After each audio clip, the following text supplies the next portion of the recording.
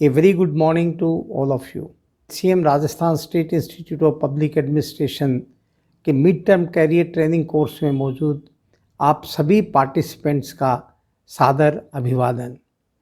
आज इस सेशन में हम साइबर अपराध एवं इससे संबंधित कानूनी एवं सुरक्षा के उपायों एवं सरकारी कार्यालयों में किस तरह से साइबर अपराध संभावित है और उनसे कैसे बचाव किया जाए, इस बारे में संक्षिप्त में चर्चा करेंगे।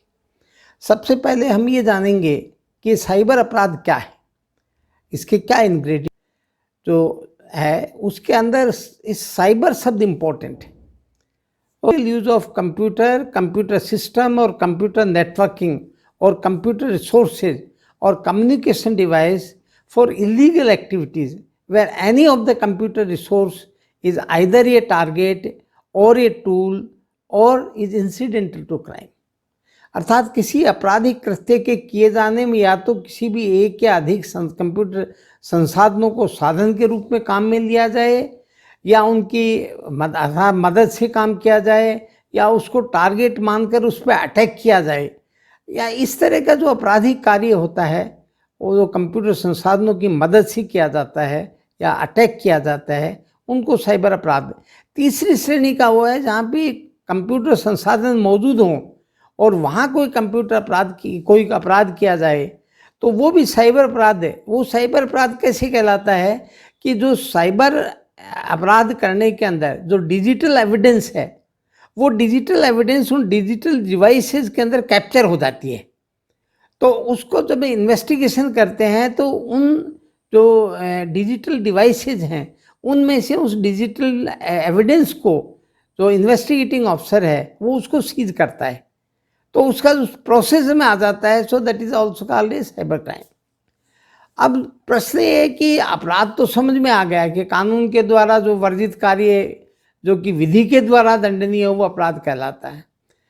इसके मुख्य अवयव जो किया है, ये कह रहा है cyber is the name given to the characteristic of the culture of computers, information technology, virtual reality. अब देखिए इससे आगे अब आगे आ गया है virtual reality and augmented reality, then artificial intelligence and machine learning. आज ही आपने पेपर में पढ़ा होगा कि फाइल को ट्रैकिंग के लिए गवर्नमेंट कोई आईटी से वो कनेक्ट करके कर रही है कि किस अधिकारी कर्मचारी की मेज के ऊपर फाइल कितने टाइम रही। That is the automatic tracking system, tracking of the files, वो आर्टिफिशियल इंटेलिजेंस के उससे करते हैं। ऑगमेंटेड रियलिटी है, आर्टिफिशियल इंटेलिजेंस है, मशीन लर्निंग है, इंक्रिप्शन है, क्रिप्टोग्राफी है, deep and dark web and other computer resources. तो इन सारे जो कंप्यूटर रिसोर्सेज, इंफॉर्मेशन टेक्नोलॉजी, इनके जो कैरेक्टरिस्टिक है, culture of the characteristic of culture, तो अपने को ये करना है कि इनके कैरेक्टरिस्टिक क्या है, इनके कल्चर क्या है। ये जो 5-4 शब्द आए हैं ना, आपने देखिए, मैं दोबारा इनको रिपीट कर देता हूँ। कंप्यूटर है, इंफॉर्मेशन टेक्नोलॉजी है, वर्चुअल रियलिटी है, ऑगमेंटेड रियलिटी है, आर्टिफिशियल इंटेलिजेंस है, मशीन लर्निंग है, एनक्रिप्शन है, क्रिप्टोग्राफी है, डीप एंड डार्क वेब है। ये मुख्य तौर पे जो आपके सामने आप चर्चा के अंदर भी आती है, अखबारों में पढ़ते हैं, जब भी कभी भी कोई इसमें डिस्कशन होता है ये शब्द आते हैं, दिमाग में आता है कि ये शब्द आखिर इनकी जानकारी करना बहुत ज़रूरी है, क्योंकि साइबर अपराध से बचाव के लिए इसकी क्या कैरेक्टरिस्टिक्स हैं, साइबर की क्या कैरेक्टरिस्टिक्स हैं, इसके लिए ये जानना ज़रूरी है। सो कि कंप्यूटर क्या है, कि कंप्यूटर एक इलेक्ट्रॉनिक, मैग्नेटिक या ऑप्टिकल डिवाइस या और कोई अन्य डिवाइस हो सकती है। और इसकी पहली विशेषता है, this is the high speed data processing device और a system and which perform 3 functions. First is the logical, arithmetic and memory functions. And how does it do? By manipulation of electronic, magnetic or optical impulses. And this includes that in the definition of computer, it includes all input, output, processing, storage, computer software, communication facilities. All are included in the definition of the computer. So first is computer. Then second is the information technology. What is information technology? देखो, सूचना तैयार करने, उनको संधारित करने, उनको प्राप्त करने, भेजने व स्टोरेज के लिए जिस कंप्यूटर तकनीक, जिस टेक्नोलॉजी को काम में लिया जाता है जो कि कंप्यूटर बेस्ड है, उस टेक्नोलॉजी की स्टडी, डिज़ाइन, डेवलपमेंट आदि के जो को हम इंफॉर्मेशन टेक्नोलॉजी कहते हैं. और we can say it is the computer technology use in the preparation, processing, procurement, storage and retrieval of the information. ये क्यों ज़रूरी है? देखिए, सरकारी कार्यालयों में आजकल सारे के सारे कंप्यूटर बेस्ड है. आपकी इंफॉर्मेशन कंप्यूटर में तैयार होती है, वहीं से भेजती है. इसलिए इस कंप्यूटर टेक्नोलॉजी, जो इंफॉर्मेशन टेक्नोलॉजी है, उसके बारे में जानना ज़रूरी है. Then second is the virtual reality. इसका बार बार नाम आता है. ये विरोधाभासी शब्द है. वर्चुअल है तो रियल कैसे है, रियल है तो वर्चुअल कैसे है? लेकिन ये वर्चुअल रियलिटी इस इंफॉर्मेशन टेक्नोलॉजी में या साइबर के अंदर ये पाया जाता है. ये इसका बेस है, द वर्चुअल रियलिटी. इसका साधारण सा आपको ये लग रहा होगा कंफ्यूजिंग कि कैसे होता है. रात के टाइम में 12:30 बजे आपके खाते से पैसे निकल जाते हैं. आप सो रहे हैं, आपका कार्ड आपके पास है, आपकी जो बैंक की चेकबुक है वो है, कोई नहीं है, न अकाउंटेंट है, न आपका बैंक मैनेजर है, कोई नहीं है. फिर भी आपके खाते से करोड़ों रुपए दूसरे के खाते में रातों रात चले गए. सुबह आपने जाके देखा तो कहाँ साहब ये चला गया. ये कैसे हुआ? कोई आदमी नहीं था, ये वर्चुअल था, लेकिन ये रियल के अंदर हो गए, ट्रांसफर तो हो गए. So this is virtual reality. इसको आप इसमें कैसे डिफाइन कर सकते हैं कि with the help of computer resource आप ऐसा करते हैं. इसके अंदर ये सॉफ्टवेयर की उससे an artificial three-dimensional environment is created with the help of software and the computer technology, and it is presented to the user in such a way that the user suspends belief. जो उसका ये था ना कि ये जो artificial he suspends that belief and accepts it as it is real environment. So that is the virtual reality. An artificial environment is created. Non existence को existence बना देते हैं. ये पुराने ज़माने में भी होता था. आप महाभारत आपने पढ़ा हो, आप याद कीजिए, जब सभा के अंदर दुर्योधन आता है तो उसको जहाँ पे समतल वो दिखाई देता है फर्श, वो फर्श नहीं है, वहाँ तो पानी का हौद बना हुआ है, खड्डा बना हुआ है, और वो उस खड्डे में गिर पड़ता है. That is the virtual reality. उसको ऐसा है. आजकल भी वर्चुअल रियलिटी के जितने सारे हैं, आपको ये जो मॉडर्न जो टेक्नोलॉजी है, इंफॉर्मेशन टेक्नोलॉजी, जो आपकी साइबर का है, that is based on virtual reality and augmented reality. और इसके आगे तीसरा एक और आ जाता है, that is the mixed reality. ना वर्चुअल रियलिटी समझ में आएगा. Then what is augmented reality? आज के टाइम के अंदर जितने भी ट्रेनिंग्स हैं, मेडिकल में, एविएशन में, आपके आर्मी के अंदर, आपके ई बिजनेस में, इसमें ऑगमेंटेड रियलिटी को काम में लिया जाता है. बट इस ऑगमेंटेड रियलिटी कि इसके नाम से क्लियर है कि जो रियल के अंदर जो चीज़ है उसको हम एम्पलीफाई कर देते हैं, उसको एनहांस कर देते हैं. And the enhanced and amplified version of the reality, how it is achieved? It is achieved through the integration of digital information or computer generated superimposed images. So that is how it is created. Then real, देखिए virtual reality के अंदर, non existence के अंदर एक virtual image आती है जो real लगती है, और ऑगमेंटेड के अंदर एक रियल इमेज होती है लेकिन उसको ऑगमेंट कर देते हैं. इसका दूसरा उदाहरण आता है रामायण काल के अंदर. आपने देखा हो, जब रामायण में रावण सीता का हरण करते हैं तो उस समय मारीच है, वो तो सोने का हिरण बन जाता है. That is the example of augmented reality. वो मारीच नहीं दिखाई देता है, उसके अंदर ऑगमेंटेड हो जाता है. और रावण जो है वो साधु का वेश धर लेता है. That is also augmented reality. ये अब भी वैसा ही है उस हिसाब से. तो आप आने वाले टाइम के अंदर ये सारी की सारी चीज़ें वर्तमान में भी अपन काम में ले रहे हैं, ऑफिस के अंदर काम में ले रहे हैं. इसलिए गवर्नमेंट अफसर को इस चीज़ का पता होना चाहिए. देन उसके बाद में आ जाता है आर्टिफिशियल इंटेलिजेंस. आर्टिफिशियल इंटेलिजेंस आपने सब ने सुन रखा होगा. इसकी आज के टाइम में बहुत ज़्यादा उपयोगिता है. जैसे अभी चर्चा कर रहे थे ये आज ही पेपर के अंदर था कि फाइल को ट्रैकिंग के लिए कोई सिस्टम कर देंगे। आपके सबसे इसका सिंपलेस्ट एग्जांपल वो है कि आप अपन जब एटीएम में जाते हैं तो जितने पैसे अपन करते हैं उतने गिन के दे देता है वो, जैसे कि अंदर कोई कैशियर बैठा हो। So what is this artificial intelligence? How it is defined? So artificial intelligence is a wide-ranging branch of computer science concerned with building smart machines capable of performing tasks that typically require human intelligence. It is the endeavor of to replicate or stimulate human intelligence in machines. That is artificial intelligence. और इसी के साथ artificial intelligence के साथ ही आता है machine learning का, because machine learning is an application of artificial intelligence that provide systems the ability to automatically learn and improve from experience without being explicitly program. आजकल जो स्मार्ट होम्स आ रहे हैं उसके अंदर सारों के अंदर आर्टिफिशियल इंटेलिजेंस को काम में लिया जाता है। राज्य सूचनाओं में भी सूचनाओं की सुरक्षा के लिए इलेक्ट्रॉनिक रूप से जो सूचना भेजते हैं, आपका जो ई फाइलिंग का शुरू हो गया, आप जब भी इनकम टैक्स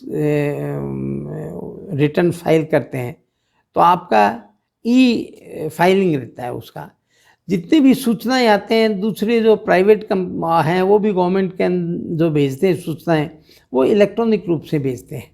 तो डिजिटल सिग्नेचर अब उसके अंदर क्या है, ऑथेंटिक इलेक्ट्रॉनिक रिकॉर्ड क्या है, कैसे उसको ऑथेंटिक किया जा सकता है, ये सारे उसके अंदर जैसे डिजिटल सिग्नेचर का आप नाम सुनते हैं, इलेक्ट्रॉनिक सिग्नेचर करके भेजी जाती है, जिसमें आपके इनकम टैक्स रिटर्न है वो सारी आपके इलेक्ट्रॉनिक सिग्नेचर से डिजिटल सिग्नेचर से भेजी जाती है। उस डिजिटल सिग्नेचर को क्रिएट करवाते हैं, उसको कॉन्फिडेंशियल रखते हैं। ज़्यादातर का ये जो है वो अपने सीए के पास ही रहता है, वो समझते हैं झंझट में नहीं करो उस छोड़ो। इसके अंदर क्या होता है, ये इनक्रिप्शन के सिद्धांत से काम करते हैं। इनक्रिप्टेड फॉर्म के अंदर जो कोडिंग होता है, encryption is nothing the coding of the information और द लैंग्वेज। सो उस इनक्रिप्शन के सिद्धांत को काम में लेते हुए इसका वो कहलाता है एसिमेट्रिक क्रिप्टो सिस्टम, इसको काम में लेते हैं। और एसिमेट्रिक क्रिप्टो सिस्टम के अंदर आपने देखा होगा कि दो की होती हैं, एक पब्लिक की होती है और एक प्राइवेट की होती है। आजकल कार्यालयों के अंदर भी इलेक्ट्रॉनिक रिकॉर्ड प्राप्त करते समय भी व भेजते समय उपयोगकर्ता को इसकी जानकारी रखना जरूरी है। क्यों, ये आईटी एक्ट का जो सेक्शन 4 है उसके तहत ये प्रावधान है कि इलेक्ट्रॉनिक रिकॉर्ड की विधिक मान्यता भी वही होगी जो मान्यता एक लिखित रिकॉर्ड की या टाइप द्वारा भेजी हुई सूचना की होगी। परंतु इसकी कानूनी मान्यता के लिए आवश्यक है कि एसिमेट्रिक क्रिप्टो सिस्टम से ये ऑथेंटिकेट होना चाहिए। So that is the asymmetric crypto system. Then its second is the cryptography. Encryption is the process of encoding information in such a way that only authorized person can access it by decoding. And encryption is a security measure through which the intelligible content is denied to a would-be interceptor. यदि कोई बीच के अंदर उसको intercept करना चाहता है तो intercept यदि उसको सूचना मिल भी गई तो उसके पास उसकी की नहीं है, डिकोडिंग नहीं कर सकता, वो डिक्रिप्ट नहीं कर सकता, तो कोई काम में नहीं है। तो it doesn't itself prevent interference हो जाता है लेकिन उसको वो आपको नुकसान नहीं होता। एक और नाम सुनते हैं आप, deep web, dark web. Dark web is the hidden collection of internet sites which are accessible by a specialized web browser only. It is used for keeping internet activities anonymous and private, which can be helpful in both legal and illegal applications. No evidence is available to the investigating agency in this case.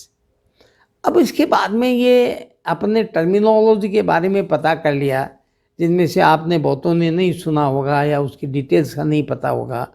हमारा आज का जो ये चर्चा का विषय है वो है साइबर अपराध। तो जब हम साइबर अपराध के कानूनी प्रावधानों की चर्चा करें तो सर्वप्रथम इससे संबंधित एक्ट जिसकी हम चर्चा करना आवश्यक भी समझते हैं वह है इंफॉर्मेशन टेक्नोलॉजी एक्ट 2000। थोड़ी सी उसके बारे में जानकारी अपन करते हैं, फिर आगे अपराध के बारे में आते हैं और कैसे इसकी रोकथाम करें इसके बारे में आते हैं। इसको आईटी एक्ट 2000 के नाम से जाना जाता है। आईटी एक्ट की आवश्यकता कंप्यूटर और संचार तकनीकी में क्रांतिकारी विकास, जिसमें स्पष्ट सूचनाओं को तैयार करके संसाधित करने, उसका भंडारण करने यानी स्टोर करने व कागज आधारित तरीकों के स्थान पर इलेक्ट्रॉनिक डेटा के आदान प्रदान ने ले लिया। ये कंप्यूटर आते ही ये सारा का सारा जो हैंड रिटन पेपर रिटन वो खत्म हो गया, सारा डिजिटल रूप में हो गया। पहले ये सारी सूचनाएं पेपर के उस पर लिखी जाती थी, उसी पे आदान प्रदान की जाती थी, लेकिन कंप्यूटर तकनीकी और संचार तकनीकी के अंदर इतना ज़बरदस्त बदलाव आया है, इतनी प्रगति हुई है कि सभी कार्यालयों में सारी सूचनाएं अब कंप्यूटर संसाधन द्वारा प्राप्त की जाती हैं, भेजी जाती हैं, तैयार की जाती हैं, स्टोर की जाती हैं। जैसा कि मैडम ने बताया ना कि आज के समय के अंदर इसकी जानकारी रखना क्यों ज़रूरी है। तो आप जिस कार्यालय में करते हैं आपके सारे कागज़ कंप्यूटर से तैयार होते हैं, कंप्यूटर में स्टोर होते हैं, ईमेल से भेजे जाते हैं, सारे के सारे कंप्यूटर का उसमें रहते हैं, उसी से प्रोसेस होते हैं। तो आवश्यक है कि हमारे सरकारी कार्यालय में जो कंप्यूटर संसाधन है, जैसे कि कंप्यूटर है, आपका लैपटॉप है, आपका स्मार्टफोन है, इंटरनेट को काम में लेते हो, वाईफाई को काम में लेते हो, कई बार व्हाट्सएप को काम में लेते हो, फिर आपकी वेबसाइट है, हर एक डिपार्टमेंट की गवर्नमेंट की वेबसाइट है, देन सोशल मीडिया है पे आप वो करते हैं, एक्सेस करते हो, आप बैंकिंग एप्लीकेशन को काम में लेते हो। ये सारी की सारी जो है आपका आप उपयोग में लेते हैं, इनको सबको सुरक्षित रखा जाए जिससे कि इनमें उपलब्ध सूचनाएं किसी भी अनधिकृत व्यक्ति की पहुंच में न आ पाए और वह इनका दुरुपयोग नहीं कर सके या उनको नष्ट नहीं कर सके। तो बेसिकली जो आपका असेट है न, जो वैल्यूएबल असेट है वो है आपकी इंफॉर्मेशन, जिसको आप डेटा बोलते हैं, इंफॉर्मेशन बोलते हैं। तो ये जो सरकारी कार्यालयों में आपके यहाँ पे जो कंप्यूटर संसाधन है तो उसका मतलब दो तरीके से ध्यान रखी जाए इसको, ठीक है ना। एक तो ये कि ये सूचना इसके अंदर मौजूद है, उन सूचनाओं को सुरक्षित रखा जाए, और दूसरा उससे जो कंप्यूटर संसाधन है उसमें कोई भी उनकी सहायता से कोई इनसाइडर ऑफिस में काम करने वाला या आउटसाइडर कोई भी उसकी हेल्प से कोई उसे अपराध कारित नहीं कर सके। और इसी को हम ये जो इंफॉर्मेशन का जो यही साइबर सिक्योरिटी है और यही इससे अपराध से बचाव है। अब इसको दूसरे शब्दों में हम ये कह सकते हैं, we can define cyber security as protection of information, equipment, devices, computer resource, communication device and information stored therein. So this is from the unauthorized access. You protect the information, the equipment, devices, computer resource, communication device and information stored therein from unauthorized access, use, disclosure, disruption, modification or disruption. How do you do that? You can't do that physically. पहले जो paper आधारित थी उसको तो अपने physically आपने अलमीरा में रख के चाबी लगा दी, डबल लॉक में रख दिया, ज़्यादा इम्पोर्टेंट थी। लेकिन इसके अंदर तो कोई ऐसा फिजिकल नहीं है क्योंकि ये खुद इंटेंजिबल मोड के अंदर है। ये तो आपका आभासी दुनिया के अंदर है, ये तो साइबर स्पेस के अंदर है। तो आप इसको कैसे करोगे? आपको इसको प्रोटेक्ट करने के लिए you should have some technologies, processes and practices. तीसरा सबसे मोटा आता है कि ये माथाफोड़ी कर रहे हैं, इसका पर्पज क्या है? Why do you want to do that? We want to ensure preservation of confidentiality, integrity and availability. As we all know, confidentiality means it should be accessible to the person only who are authorized to access. And integrity, it should not be changed. It should not be modified, destroyed, or anything done. It should be intact. So that is the integrity. And availability, it should be available to the person authorized to access that. देखिए इसके उल्टा है confidentiality. So it should be available to the person authorise. मान लीजिए ज़्यादा confidential के अंदर आप ऐसा लोग लगा दिया जो टाइम पे जब आपको ज़रूरत हो जब आपको मिले ही नहीं. या कई दफ़ा ये हो जाता है कि आपने इन्फॉर्मेशन को कोई दूसरा आदमी से ईमेल का बम्बार्डमेंट कर दिया कि आपकी ईमेल तो आपको मिलती ही नहीं है वहाँ पे. तो आपको इसके लिए technologies, process and procedures and practices ये सर्टेन डिफाइन करनी पड़ेंगी, अडॉप्ट करनी पड़ेंगी. आगे हम चर्चा करेंगे इसके बारे में. कई बार ये भी होता है कि सूचना के स्थान के ऊपर हम डेटा बोलते हैं. जैसे आपका डेटा प्रोटेक्शन है, डेटा चोरी हो गया. अक्सर डेटा के ऊपर डेटा बात हो रही है. नया जो एक्ट आ रहा है पर्सनल डेटा प्रोटेक्शन एक्ट, जो प्रोटेक्शन बिल 2019 लोकसभा में पेश किया हुआ है, अभी वो आएगा, उसमें भी डेटा बोलते हैं. तो ये डेटा और ये इन्फॉर्मेशन में क्या आपस में तालमेल है, क्या संबंध है, इसको भी हम एक बार वो स्पष्ट कर लेते हैं क्या फ़र्क है. देखिए हम सभी जानते हैं किसी भी तरह का मैसेज हो, टेक्स्ट हो या डेटा हो या कोई इमेज हो या कोई साउंड हो या कोई वॉइस हो, कोड्स हो या कंप्यूटर प्रोग्राम, ये सभी सूचनाएं इन्फॉर्मेशन कहलाती है. इसका कहते हैं इन्फॉर्मेशन, जिसमें इट इंक्लूड्स डेटा. इन सूचनाओं, तथ्यों, जानकारी, कंसेप्ट्स और इंस्ट्रक्शन को, ये जो इन्फॉर्मेशन है, जो फैक्ट्स हैं, जो इंस्ट्रक्शंस हैं, इनको यदि किसी निश्चित रीति से तैयार किए गए हो, in a formalise manner, it is prepared in a formalise manner, और कंप्यूटर प्रणाली और कंप्यूटर नेटवर्क से इसको प्रोसेस किया जाए, एक कंप्यूटर की मेमोरी या किसी अन्य रूप से, जैसे कंप्यूटर आपका प्रिंटर है, पंच कार्ड्स हैं या कोई अन्य कंप्यूटर की इंटरनल मेमोरी के अंदर इसको स्टोर किया जाए, तो वो सूचना डाटा कहलाते हैं. दूसरे शब्दों में कोई सूचना कंप्यूटर संसाधनों में से होकर निकलती है तो उसे तकनीकी भाषा में डेटा बोलते हैं. कंप्यूटर से तैयार की, कंप्यूटर से प्रोसेस की, कंप्यूटर में उसको स्टोर किए, तो हम उसको इन्फॉर्मेशन न बोल के टेक्निकल भाषा में इसको डेटा. आपके इसके स्क्रीन पे आप देख रहे होंगे, the holistic way we may define data as representation of information, knowledge, fact, concept और instructions which are being prepared in a formalized manner. देखिए चीज़ तो वही है, लेकिन क्वालिफाई किसे क्या, it should be prepared in a formalized manner and process in the computer system or computer network, and maybe in any form, printouts, magnetic or optical, storage media, punched cards, tapes or stored internally in the memory of the computer. ये सारी जो इसकी data की है. अब वर्तमान के अंदर सारे के सारे इसके अंदर कंप्यूटर काम में लिया जाता है, तो हमें ये ज़रूरी है कि इससे संबंधित अपराध जो हैं उनको रोकथाम करने, उन जो अपराधों को और उनको कम करने, मिटिगेट करने, just to prevent crime, to mitigate crime.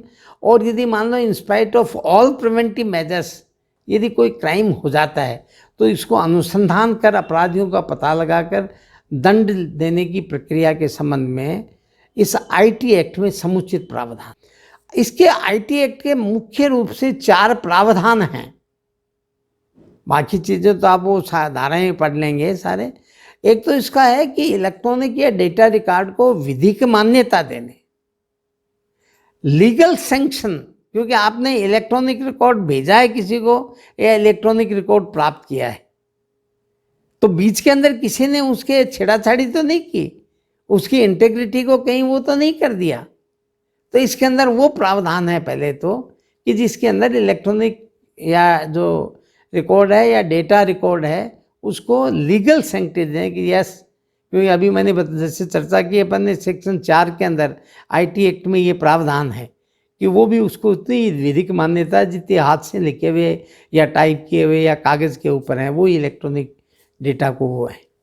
दूसरा है कि इलेक्ट्रॉनिक डेटा को जो गवर्नमेंट ऑफिसेज में पेश करते हैं, हर एक उसके अंदर गवर्नमेंट के अंदर आजकल जो इलेक्ट्रॉनिक डेटा जो है उसको मान्यता है सेक्शन 4 के तहत जो आपके पास जो इलेक्ट्रॉनिक रिकॉर्ड आता है वो सुगमता से आ जाए, विधिक मान्यता और देन उसको प्रोसीजर को थोड़ा वो इजीली हो जाए।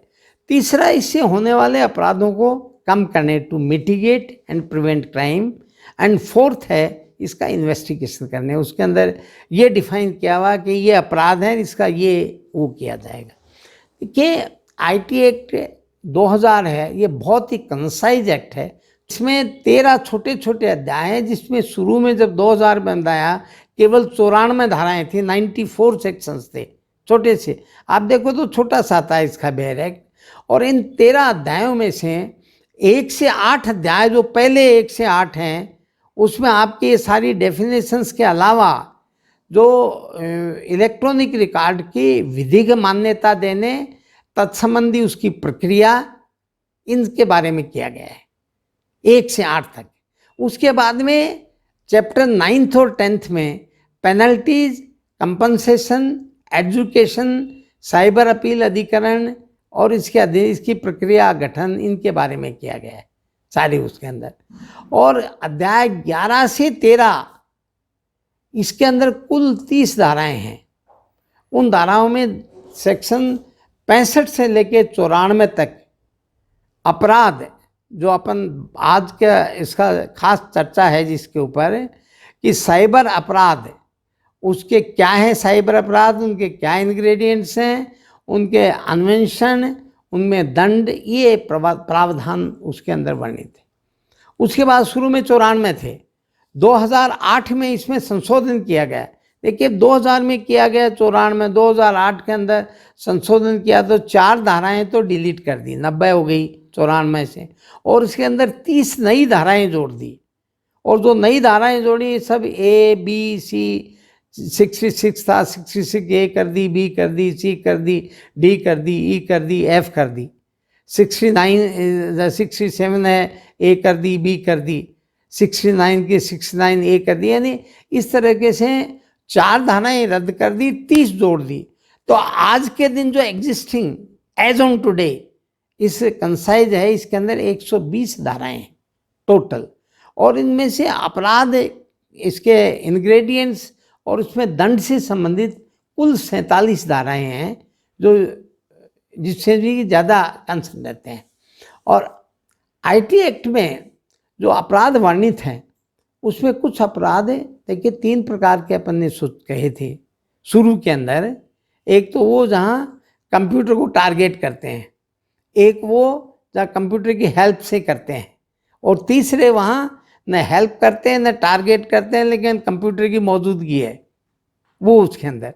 और दूसरा एक और बताऊं आपको, किसी भी तरह का अपराध हो, चाहे वो आईपीसी के तहत हो, चाहे किसी एक्ट के तहत हो, किसी भी एक्ट के तहत में है, और उसके अंदर यदि कंप्यूटर संसाधनों को काम में लिया जाता है तो वो साइबर अपराध की श्रेणी में आता है।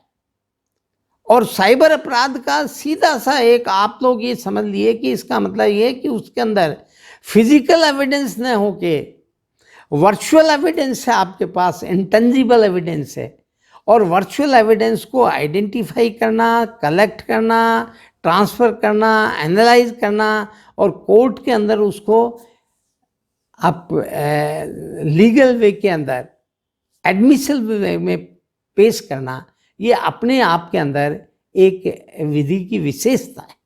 इसलिए इसको साइबर क्राइम इन्वेस्टिगेशन का मतलब है कि आप उसमें साइबर फोरेंसिक्स है, उसके तहत उस इंटेंजिबल एविडेंस को कैसे आप कलेक्ट करके कोर्ट तक पहुंचाते हैं, वो अलग विधा है। इसलिए इसको साइबर वो कह देते हैं। सबसे पहले अपन आईटी एक्ट में शुरू करें तो इसके अंदर आता है आपका टेक्नोलॉजी, एक आता है आपका प्रोसीजर, एक आता है आपका person who is using that, person involve. तो आप उस पर्सन में आते हैं। मैं जो चर्चा अपन कर रहे हैं वो प्रोसीजर की कर रहे हैं। टेक्नोलॉजी, आईटी जो है, टेक्नोलॉजी जैसे आपकी नई नई आपकी रहती है, आपके फ़ोन्स हैं अलग अलग उसके हैं। आप ये कहते हैं कि सर आईफोन है वो ज़्यादा सिक्योर है क्योंकि उसकी टेक्नोलॉजी ज़्यादा सिक्योर है, तो वो टेक्नोलॉजी होगी। देन कितना ही चाहे सिक्योर हो, लेकिन उसमें यदि प्रोसीजर डिफेक्टिव है, उसके प्रोसीजर के कारण वल्नरेबिलिटी आ जाती हैं, तो वो कौन क्रिएट करता है vulnerability? Person who is using that. So जैसे सबसे पहले अपन ये चर्चा करें आईटी एक्ट के तहत जो अपराध होते हैं, जो दफ्तरों से ज़्यादा जिससे संबंध है, अपन स्टार्ट करते हैं धारा 43। धारा 43 के अंदर महत्वपूर्ण यह है कि उसके अंदर 10 ऐसे कृत्य बताए हैं, ऐसे एक्ट्स बताए हैं 10 जो कंप्यूटर के साथ करते हैं, वो आपराधिक हैं। उनको बिना अनुमति कंप्यूटर संसाधन में कोई एक्सेस करे। या एक और इंपॉर्टेंट बात है, what do you mean by access? Getting entry into, यही तो होता है प्रवेश करना। लेकिन कंप्यूटर के अंदर साइबर में व्हाट इज एक्सेस? एक्सेस का मतलब है, इस grammatical variation concrete express means gaining entry into, ये तो पहला हो गया जो फिजिकल उसके अंदर। सेकेंड इज इंस्ट्रक्टिंग और communicating, that is important. Instructing और communicating with the three functions of computer. The three functions are logical, arithmetic and memory function resources of a computer system or computer network. That is the access. So बिना अनुमति के यदि उसके अंदर access करते हैं, प्रवेश करते हैं, so that is illegal. ये सबसे आपके कंप्यूटर के अंदर कोई इनसाइडर हो चाहे आउटसाइडर हो, बिना अनुमति के एक्सेस करता है, दैट इज एन ऑफेंस। ठीक है। सेकेंड इज बिना अनुमति के कोई डेटा या सूचना का डाउनलोड करे, उसकी प्रतिलिपि ले, उसका कॉपी ले ले, कोई एक्सट्रैक्ट ले ले, कोई डेटा का, डेटाबेस का, आप जैसे उसको अनुमति तो है, आपके कंप्यूटर के ऊपर एक्सेस करने की अनुमति है, डेटा में एक्सेस करने की अनुमति है, क्योंकि आपने उसको काम बता रखा है, ये काम करना है, ये करना है। लेकिन बीच के अंदर जैसे वो उसमें से कोई प्रिंट आउट निकाल दे, अभी अपन जैसे चर्चा कर रहे थे बजट लीक की, तो वो ऑफेंस है, वो इलीगल है। ठीक है। तीसरा है, कोई उसके अंदर कोई कंप्यूटर वायरस इंसर्ट कर दे, वो इंट्रोड्यूस कर दे कंप्यूटर वायरस, या कोई कंप्यूटर कंटेनमेंट है वो कर दे। चौथा है, उसके अंदर उसको नुकसान पहुंचाए। पांचवा है, उसको डिस्टर्ब करे, विच्छिन्न करे। छठा आपका जो है ना कि कोई आदमी ऑथराइज टू एक्सेस है, उसको आप रोके, उसकी डिनाइल है, denial to the authorise person.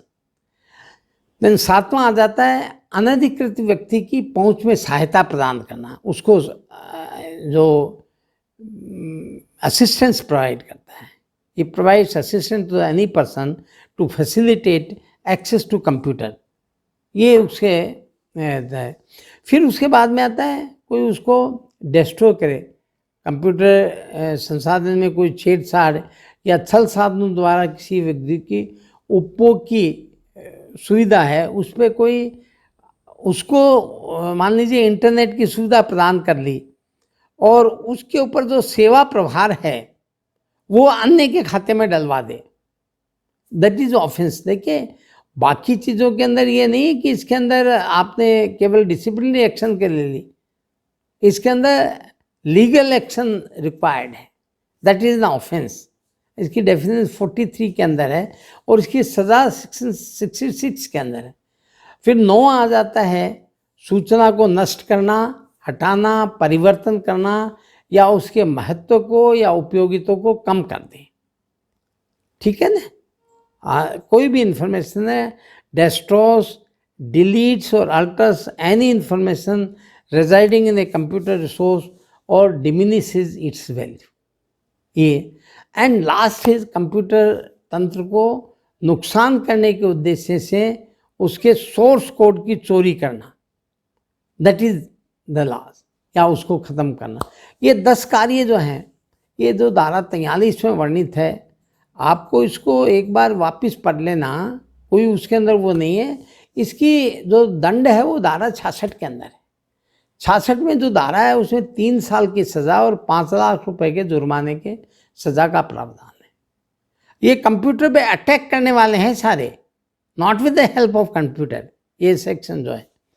अब अज्ञानतावश सरकारी कार्यालय में कंप्यूटर पर कार्यरत कर्मचारी इन 10 अपराधों में से किसी न किसी अपराध के विक्टिम हो सकते हैं। probability, there is a positive probability they may be victim of the cyber crime under section 43. The enumerated 10 actions under section 40, 10 acts. इसके बाद में आगे जो स्टार्ट होता है वो होता है सेक्शन 65 से।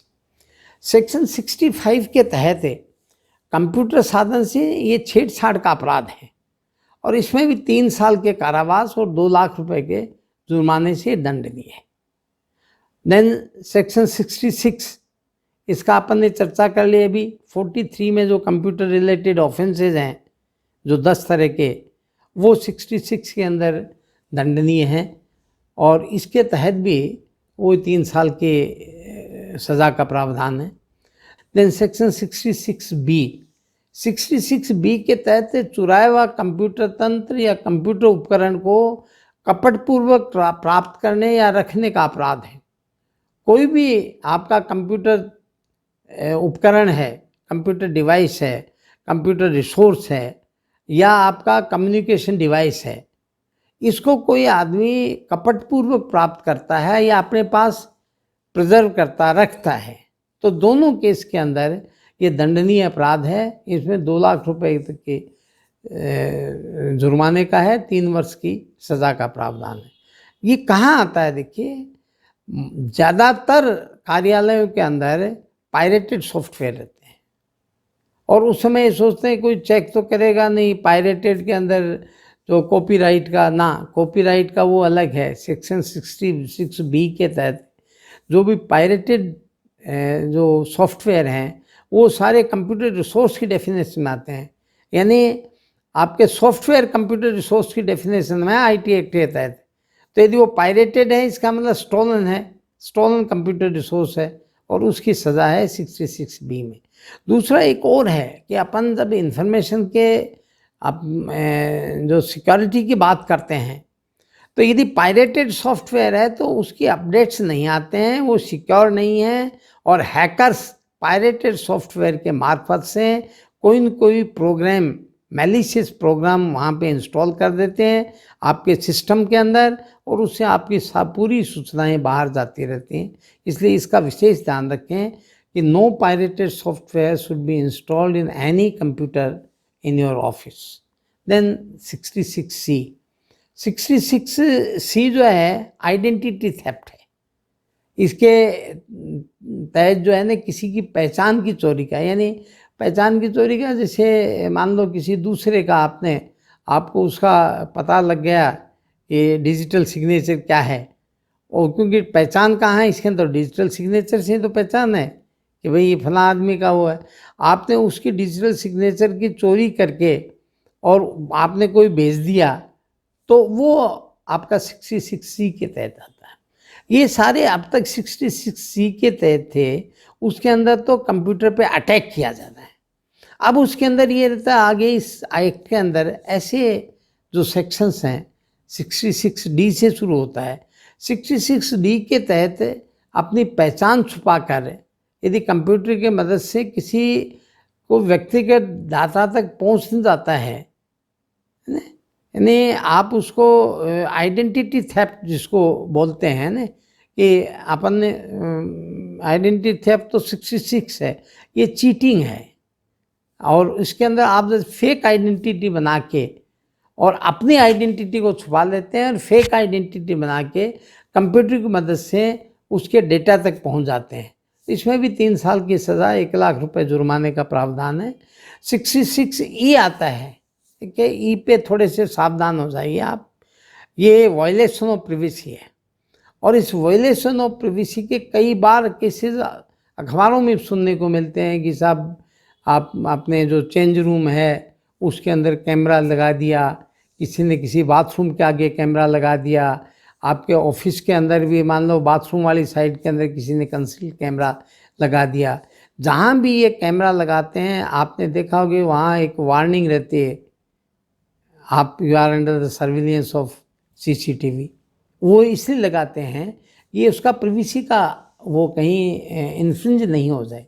तो ये 66E के तहत है, कोई आदमी जानबूझकर बिना अनुमति के किसी व्यक्ति के निजी क्षेत्र की फोटो को लेता है, प्रकाशित करता है, प्रसारित करता है, एकांतता का उल्लंघन करता है, वो प्राइवेसी का जो उसका राइट है उसको इन्फ्रिंज करता है, उसके लिए 3 साल की सज़ा और 2 लाख का रुपये जुर्माना।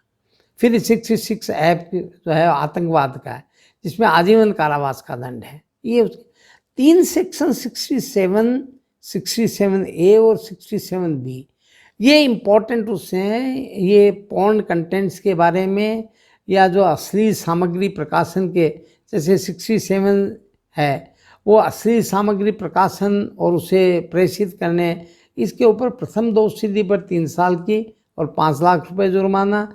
दूसरी बार दोष सिद्धि हो जाए तो ये थोड़ी बढ़ जाती है, 5 वर्ष तक का कारावास और 10 साल का जुर्माना। ऐसे 67A के तहत इन्हीं इलेक्ट्रॉनिक माध्यमों से, पहले तो आपका ऑप्शन लिटरेचर का था, इसके अंदर option literature depicting the sexual act, यानी सेक्स संबंधित स्पष्टकृत वर्णित सामग्री को प्रकाशित करने या प्रसारित करने, लेकिन इनमें दोनों चीज़ें आती हैं, पब्लिश करो या ट्रांसमिट करो। इसके अपराध में प्रथम दोष सिद्धि। कई बार ये हो जाता है कि आदमी ये सोचता है कि साहब मैंने तो इंटरनेट के ऊपर आपको ऐसी जो पोर्न कंटेंट खूब मिल जाता है, वहाँ से आपने डाउनलोड कर लिया, आपने किसी आदमी ने किसी को आगे फॉरवर्ड कर दिया और उसके बाद में वापस बंद कर दिया। आप एक तो ये इसके अंदर ये स्पष्ट रहे दिमाग के अंदर कि जो कोई भी कंप्यूटर रिसोर्स से जो भी एक्ट होता है उसके फिंगरप्रिंट्स, फुटप्रिंट्स उसके अंदर दर्ज हो जाते हैं। इट ऑल डिपेंड्स कि उसके अंदर फॉरेंसिक एक्सपर्ट्स या इन्वेस्टिगेटिंग ऑफिसर कितने एक्सपर्ट हैं। यदि वो एक्सपर्ट हैं तो आपके कितने ही पुरानी आपने कुछ भी की हुई हो, आपने चाहे उससे, जैसे आपने क्लिक करके कोई चीज़ आप लिखते हैं वहाँ पे एविडेंस के रूप में आ जाती है। आपने यदि उसको मान लीजिए किसने भेजा, फिर उसके स्मार्टफोन को तोड़ के कुएं में डाल दिया, या आपने लैपटॉप को तोड़ के कुएं में डाल दिया कि अब तो पुलिस तक पहुंच ही नहीं पाएगी, आपकी एविडेंस उसको फिर भी मिल जाएगी। एविडेंस जो जहाँ भी स्टोरेज है, सर्विस प्रोवाइडर का स्टोरेज क्लाउड पर, वहाँ से वो ले लेते हैं। इसलिए इसका विशेष ध्यान रखना चाहिए। और इसके अंदर 2 चीज़ें हैं 66, 7A एंड 7B के अंदर, कि ये प्रकाशित करे या प्रसारित करे, दोनों चीज़ें आ जाती हैं। फिर से 67B के अंदर, जो A के अंदर तो सेक्स संबंधी स्पष्टीकृत वर्णन एक्सप्लिसिट सेक्सुअल एक्ट आता है, और इस 67B में एक्सप्लिसिट सेक्सुअल एक्ट बच्चों के साथ उसका प्रदर्शन करे, प्रकाशित करे, प्रसारित करे और उसका संग्रह करे। संग्रह करना भी इसके अंदर 67B के अंदर ऑफेंस है। डाउनलोड करके विज्ञापन करने, आदान प्रदान करने, वितरण करने। दूसरा, बच्चों को ऑनलाइन संबंध बनाने के लिए सेक्स प्रदर्शन द्वारा बहकावे, ये इसके अंदर थोड़ा सा उससे और वो है कि उसको उत्प्रेरित करे, उसको बच्चों को ऑनलाइन दुष्प्रयोग की सुविधा प्रदान करे, या बच्चों के साथ सेक्स प्रदर्शन करने के कृत्य के संबंध में किसी इलेक्ट्रॉनिक फॉर्म में दुरुपयोग करने के अपराध में प्रथम दोष सिद्धि पर इसमें 5 वर्ष का कारावास और 10 लाख रुपए जुर्माना, और द्वितीय दोष सिद्धि के ऊपर इसका जो कारावास है 7 साल का हो जाता है, जुर्माना 10 लाख का वो ही रहता है। अब इसके अंदर ये कि ये तो है एक्ट, इस IT एक्ट के तहत। अब भारतीय दंड संहिता IPC में वर्णित अपराध या लोकल और स्पेशल एक्ट में वर्णित अपराध है, ये भी यदि कंप्यूटर के से काम में लिया जाता है और या वहाँ मौजूद हो तो ये भी उसी श्रेणी में आते हैं। एक देखिए 2 धाराएं और इम्पोर्टेंट है जो आप लोगों को जानना बहुत ज़रूरी है। एक तो है 69 और एक 69A, ये IT एक्ट के अंदर विशेष है। और 69 ये कहती है कि साइबर अपराध के नियंत्रण के लिए सरकार को उन्होंने कुछ विशेष अधिकार दिए हैं इस 69 के अंदर। और वो अधिकार क्या है कि किसी कंप्यूटर उपकरण के माध्यम से किसी सूचना को इंटरसेप्ट कर सकते हैं, मॉनिटर कर सकते हैं और डिक्रिप्ट कर सकते हैं। उसके लिए बाकायदा रूल्स बनाए हैं, कौन अथॉरिटी करेगा, किन परिस्थितियों में करेगा। लेकिन वो अथॉरिटी और परिस्थितियाँ तो अलग हैं, लेकिन वो ये उनको अधिकार दिया है, they can intercept, they can monitor and they can decrypt. कोई इनक्रिप्टेड फॉर्म में भेजा है उसको, मान लीजिए कोई टेररिस्ट है वो इनक्रिप्टेड फॉर्म में भेजा, उसको डिक्रिप्ट करने की इनको पावर्स है। बाकी उसके नहीं करते। तो इन शक्तियों का निर्वहन करते हुए वो क्या करेंगे, they can issue an order to the service provider, सेवा प्रदाता को इस सूचना को एक्सेस करने, उसकी टेक्नोलॉजी सेवा प्रदाता के पास कौन सी टेक्नोलॉजी काम में ली गई थी जिसके द्वारा उसको डिक्रिप्ट किया गया, तो उसको इंटरसेप्ट और डिक्रिप्ट और मॉनिटर करने के लिए सेवा प्रदाता को जो सक्षम अधिकारी है वो यदि आदेश देता है तो सेवा प्रदाता पे मैंडेटरी ये जिम्मेदारी है, he is duty bound to assist the investigating officer और the authority whosoever he is. और यदि वो इसके अंदर सहायता प्रदान नहीं करता है, कल को कहते हैं नहीं साहब मैं तो नहीं करता, तो इस अपराध के लिए 7 वर्ष तक के कारावास और जुर्माना की सज़ा का प्रावधान इज़ वेरी इंपॉर्टेंट। ऐसे 69A है। कई दफ़ा आप देखते हैं कि साहब ये इंटरनेट बंद कर दी सेवाएं, एक पर्टिकुलर इलाके के अंदर इंटरनेट सेवाएं बंद कर दी, अखबार में आता है वहाँ पे कोई इंटरनेट नहीं चालू है। तो ये प्रश्न आता है कि ऐसे क्या है, तो आर्बिट्रेट नहीं है। ये सेक्शन 69A उनको ऑथराइज करता है सेंट्रल गवर्नमेंट द्वारा, जो प्राधिकृत अधिकारी है, क्योंकि IT एक्ट सेंट्रल है, तो वो स्टेट गवर्नमेंट के भी कुछ ऑफिसर्स को और कुछ अलग ऑफिसर्स को भी वो इस चीज़ के लिए अधिकृत कर देते हैं और वे ऑनलाइन सामग्री को ब्लॉक कर सकते हैं।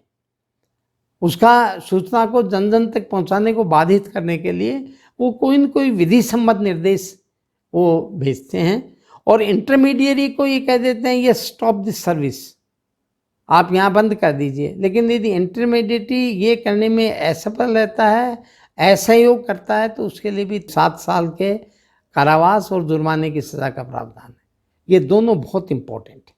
तीसरा इसके आपके ध्यान में रहे कि ये जो IT एक्ट के अंदर कोई भी ऑफेंस आता है, आप किसको रिपोर्ट करें, who is authorise to investigate, who is authorise to take the cognizance.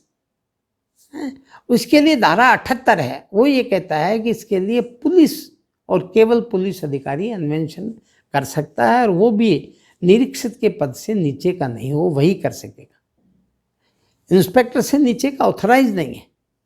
यानी इसके तहत अन्वेषण के, इन्वेस्टिगेशन के, प्रोसिक्यूशन के लिए केवल और केवल पुलिस अधिकृत है, बाहर की एजेंसीज कोई नहीं है।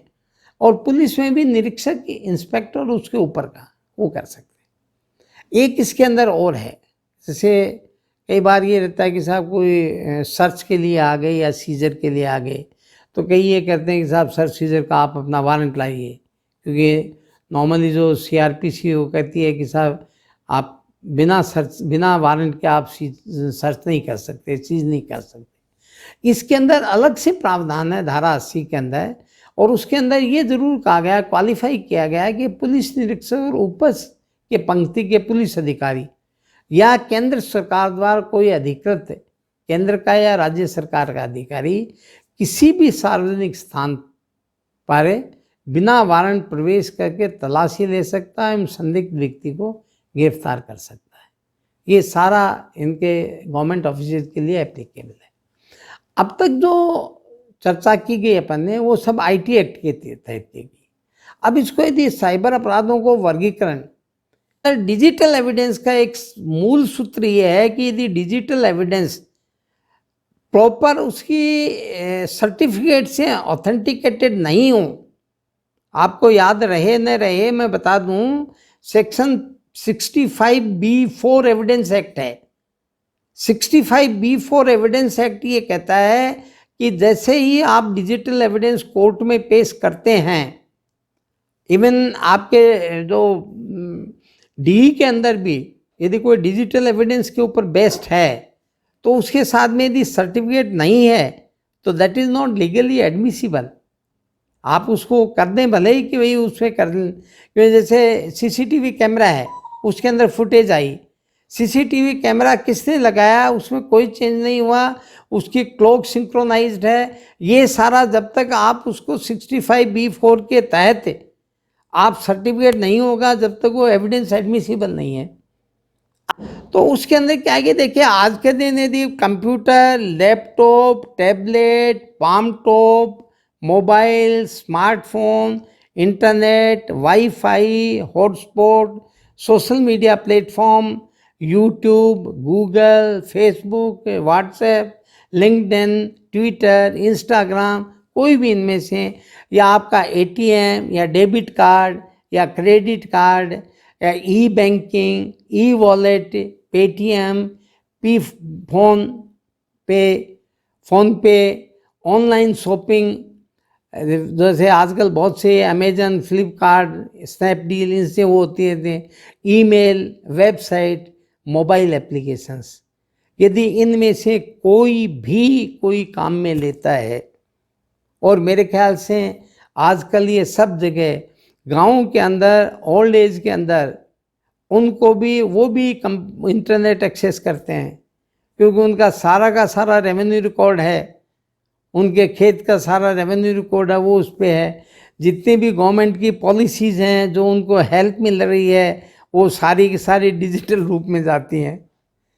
गाँव के अंदर इंटरनेट के सारे कनेक्शन कर दिए, सब आदमी उसको इंटरनेट को एक्सेस करता है। तो इनमें से आप कोई भी चीज़ काम में ले रहे हैं तो आप साइबर विक्टिम हो सकते हैं। इसलिए इसका जानना इसलिए भी ज़रूरी है, टेक्निकल है लेकिन आप इससे बच नहीं सकते। तो आप इसको टेक्नोलॉजी मत जानो, आप इसके सेफ प्रोसीजर को, आपको ये पता रहे टर्मिनोलॉजी क्या है। तो अपन ने जो अब तक चर्चा की है वो केवल टर्मिनोलॉजी की चर्चा की है।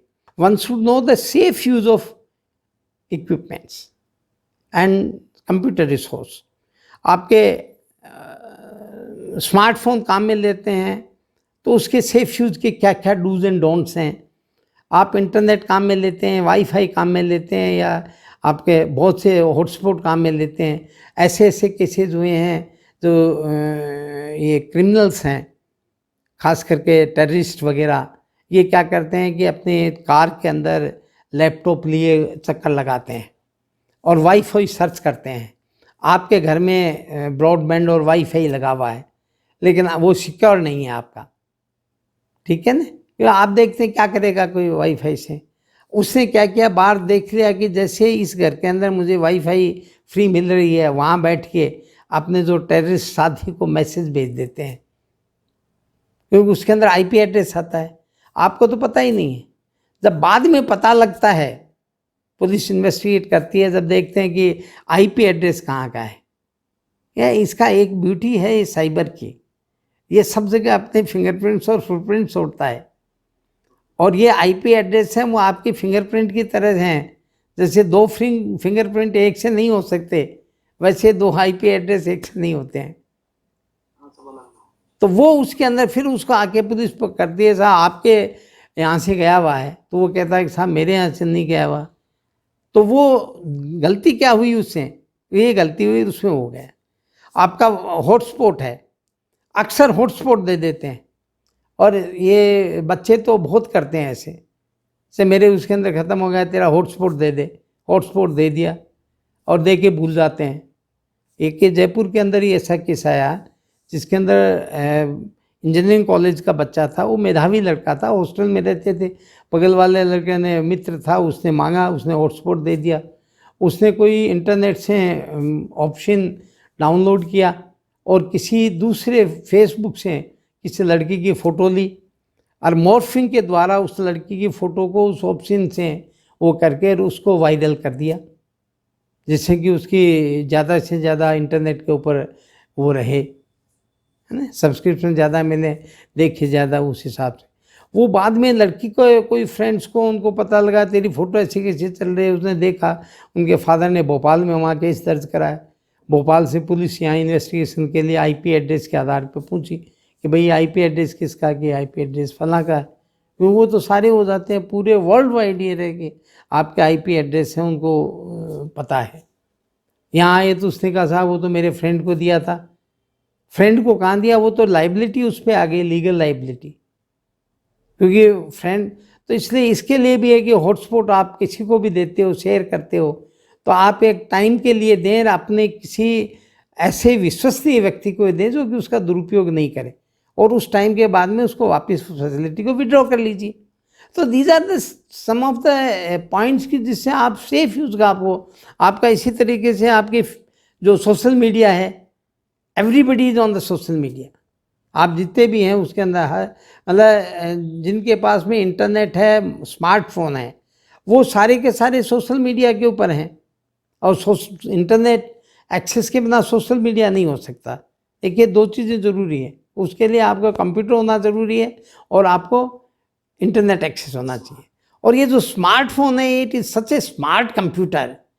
इस स्मार्टफोन की 3 विशेषताएं हैं, आप सब लोगों को भी पता होगा। एक तो इसमें टच स्क्रीन इंटरफेस है, एक इसके अंदर इंटरनेट एक्सेस है, ऑटोमेटिकली है, स्मार्टफोन का मतलब ये है, और तीसरा इसके अंदर ऑपरेटिंग सिस्टम है।